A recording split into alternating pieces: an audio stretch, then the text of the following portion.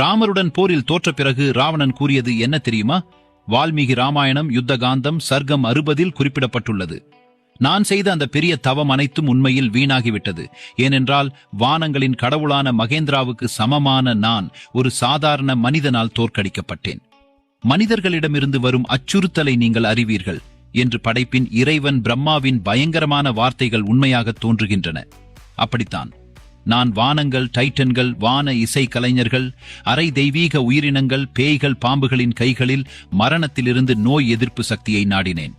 ஆனால் மனிதனை பற்றி நான் எதுவும் குறிப்பிடவில்லை. ஈஷ்வாகு வம்சத்தில் பிறந்த அனரண்யா முன்பு பேசிய மனிதரை பற்றியவை. ஓ பேய்களில் மோசமானவர், உங்கள் இனத்தின் மோசமானவர் வருவார்.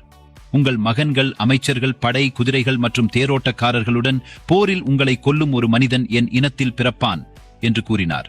அந்த மனிதராக நான் நினைக்கும் மனிதர் தசரதரின் மகன் ராமர் ஆவார்.